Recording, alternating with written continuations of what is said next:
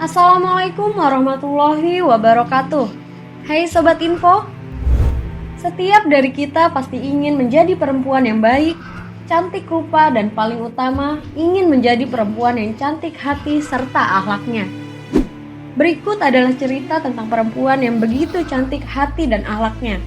Bahkan dia merupakan perempuan yang sangat tegar dan tangguh, sehingga saat kematiannya pun para malaikat menyambutnya.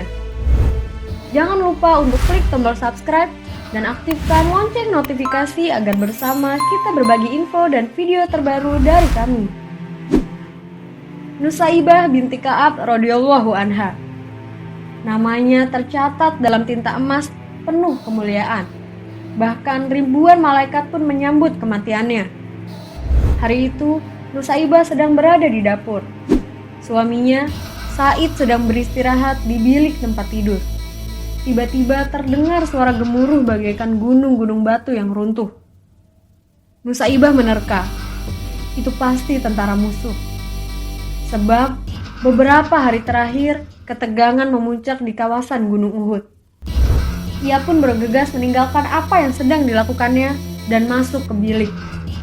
Kemudian Nusaibah membangunkan suaminya yang sedang tertidur dengan halus dan lembut. "Suamiku, aku mendengar pekik suara menuju ke Uhud. Mungkin orang-orang kafir telah menyerang," kata Nusaibah. Mendengar hal itu, Said yang belum sadar sepenuhnya pun tersentak. Ia menyesal, mengapa bukan dirinya yang mendengar suara itu, tapi justru istrinya. Maka dia segera bangun dan mengenakan pakaian perangnya.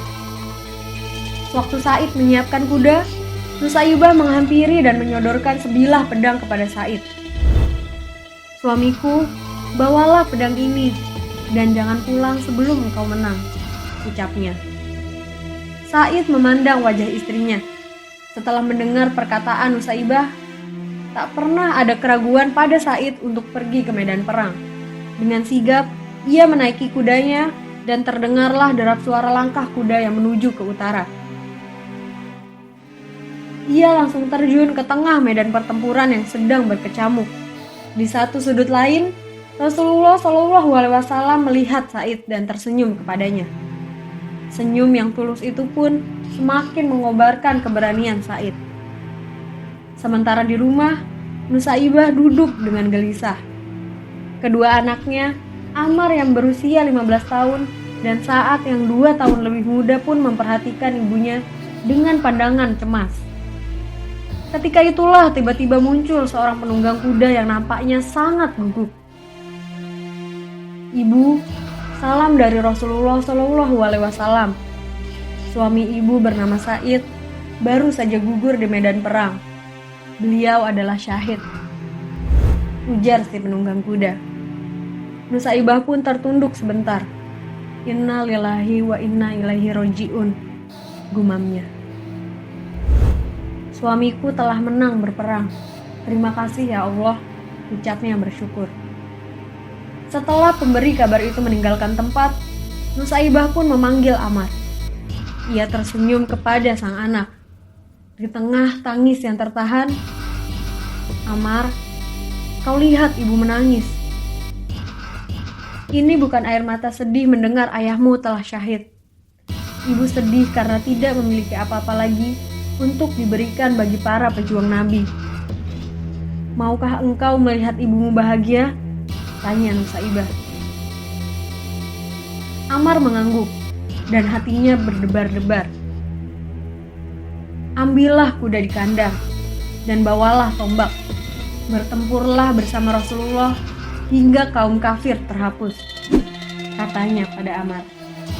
Mata sang putra pun bersinar. "Terima kasih ibu, inilah yang aku tunggu sejak tadi. Aku ragu, seandainya ibu tidak memberi peluang kepadaku untuk membela agama Allah," ujar Ammar. Putra Nusaibah dan Said yang berbadan kurus itu pun langsung menderapkan kudanya, mengikuti jejak sang ayah. Tidak terlihat ketakutan sedikit pun dalam wajahnya. Hingga di hadapan Rasulullah SAW, ia memperkenalkan diri. "Ya Rasulullah, "Aku Ammar bin Sa'id. Aku datang untuk menggantikan ayahku yang telah gugur," pungkasnya. Dengan terharu, Rasulullah SAW pun memeluk Ammar. "Engkau adalah pemuda Islam yang sejati, Ammar. Allah memberkatimu," tutur Rasulullah SAW. Hari itu, pertempuran berlalu cepat. Pertumpahan darah berlangsung hingga petang. Paginya, seorang utusan pasukan Islam berangkat dari perkemahan di medan tempur menuju ke rumah Nusaibah. Setibanya di sana, wanita yang tabah itu sedang termangu menunggu berita. "Ada kabar apakah, gerangan?" serunya gemetar ketika sang utusan belum membuka suara. "Apakah anakku gugur?" tanya Nusaibah. Utusan itu hanya menunduk sedih dan menjawab, "Betul. Inna lillahi wa inna ilaihi roji'un." Gumam Nusaibah pelan, ia kembali menangis. "Kau berduka ya Ummu Ammar?" tanya utusan tersebut. Nusaibah menggeleng kecil. "Tidak, aku gembira. Hanya saja, aku sedih. Siapa lagi yang akan kuberangkatkan? Saat masih kanak-kanak." Namun mendengar pernyataan ibunya, Saat yang sedang berada tepat di samping sang ibu pun berkata, "Ibu, jangan remehkan aku. Jika engkau izinkan, akan kutunjukkan bahwa Saat adalah putra seorang ayah yang gagah berani," pungkasnya. Nusaibah terperanjat. Ia memandang putranya. "Kau tidak takut, Nak?" tanya Nusaibah pada Saat. Saat yang sudah meloncat ke atas kudanya pun menggeleng dengan penuh keyakinan. Sebuah senyum terhias di wajahnya, dan ketika Nusaibah dengan besar hati melambaikan tangannya, Saat sudah hilang dari pandangan bersama utusan tentara lainnya. Di arena pertempuran, Saat betul-betul menunjukkan kemampuannya. Pemuda berusia 13 tahun itu telah banyak menghempaskan nyawa orang kafir. Hingga akhirnya tibalah saat itu, yakni ketika sebilah anak panah menancap di dadanya. Saat tersungkur mencium bumi dan menyerukan Allahu Akbar. Kembali Rasulullah SAW memberangkatkan utusan ke rumah Nusaibah. Mendengar berita kematian itu, Nusaibah meremang bulu tengkuknya. "Hai utusan, kau saksikan sendiri aku sudah tidak memiliki apa-apa lagi. Hanya masih tersisa diriku yang tua ini. Untuk itu, izinkanlah aku ikut bersamamu ke medan perang," ujarnya. Sang utusan mengerutkan keningnya. "Tapi engkau wanita ya ibu?"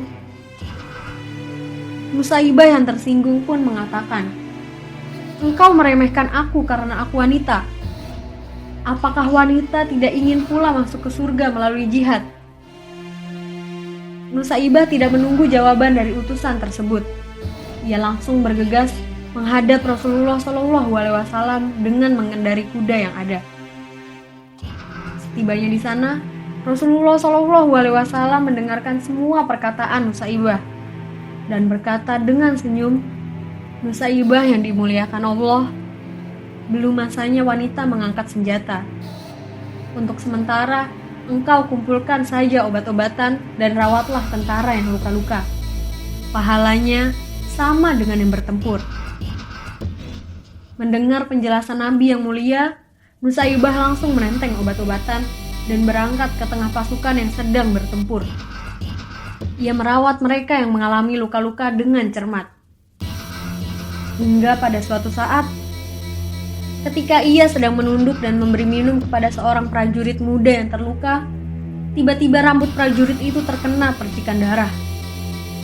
Nusaibah pun memandang. Ternyata kepala seorang tentara Islam itu tergolek. Ia tewas terbabat oleh senjata orang kafir. Nusaibah marah menyaksikan kekejaman itu. Apalagi ketika dilihatnya Rasulullah SAW terjatuh dari kudanya akibat keningnya terserempet anak panah dari musuh. Menyaksikan hal itu, ia pun tak lagi dapat menahan diri. Nusaibah bangkit dengan gagah berani. Diambilnya pedang prajurit yang tewas itu, kemudian ia menaiki kudanya. Bagaikan singa betina, ia mengamuk. Banyak musuh yang terbirit-birit menghindar darinya. Puluhan jiwa orang kafir pun tumbang. Hingga pada suatu waktu, ada seorang kafir yang mengendap dari arah belakang dan langsung menebas putus lengan kiri Nusaibah. Ia pun terjatuh, terinjak-injak oleh kuda. Peperangan terus berjalan. Medan pertempuran semakin menjauh, sehingga tubuh Nusaibah teronggok sendirian. Namun, tiba-tiba Ibnu Mas'ud menunggang kudanya, mengawasi kalau ada orang yang bisa ditolong olehnya. Begitu ia melihat ada tubuh yang bergerak-gerak dengan susah payah, ia segera mendekatinya. Ia mempercikan air ke muka tubuh itu. Hingga akhirnya, Ibnu Mas'ud mengenali Nusaibah. "Istri Saidkah engkau?" tanyanya. Nusaibah samar-samar memperhatikan penolongnya. Lalu bertanya, "Bagaimana dengan Rasulullah? Selamatkah Baginda?" "Baginda Rasulullah tidak kurang suatu apapun." "Engkau Ibnu Mas'ud bukan? Pinjamkan kuda dan senjatamu kepadaku," ujarnya. "Engkau masih terluka Nusaibah," jawab Ibnu Mas'ud. "Engkau mau menghalangiku untuk membela Rasulullah?" Terpaksa, Ibnu Mas'ud menyerahkan kuda dan senjatanya. Dengan susah payah, Nusaibah menaiki kuda itu, lalu menerapkannya menuju medan pertempuran. Banyak musuh yang ia buat jungkir balik. Namun, karena tangannya yang sudah buntung, akhirnya tak urung juga lehernya terbabat putus oleh pedang musuh. Gugurlah wanita perkasa itu ke atas pasir. Darahnya membasahi tanah yang ia cintai. Tiba-tiba langit berubah mendung, hitam kelabu. Padahal tadinya langit tampak cerah dan terang benderang. Pertempuran berhenti sejenak. Rasulullah Shallallahu Alaihi Wasallam kemudian berkata kepada para sahabatnya, "Kalian lihat, langit tiba-tiba menghitam, bukan? Itu adalah bayangan para malaikat yang beribu-ribu jumlahnya. Mereka berduyun-duyun menyambut kedatangan arwah Nusaibah, wanita yang perkasa." Subhanallah. Allahu Akbar. Allahu Akbar. Allahu Akbar. Tanpa perjuangan sejati sepertinya, mustahil agama Islam bisa sampai dengan damai kepada kita yang hidup di zaman sekarang ini. Kisah Nusaibah yang sangat inspiratif ini seharusnya menjadi cermin ke dalam jiwa juang kita, agar kita memiliki ketegaran, tidak cengeng melepas anak-anak yang sedang berjuang. Kita juga pasti menginginkan anak soleh dan kuat, maka kita harus menjadi ibu yang soleha dan kuat terlebih dahulu. Hal itu dikarenakan kita adalah sosok yang diteladani langsung oleh anak-anak kita. Jadilah seperti Nusaibah binti Ka'ab, yang berjuang di jalan Allah hingga titik habisnya. Wassalamualaikum warahmatullahi wabarakatuh.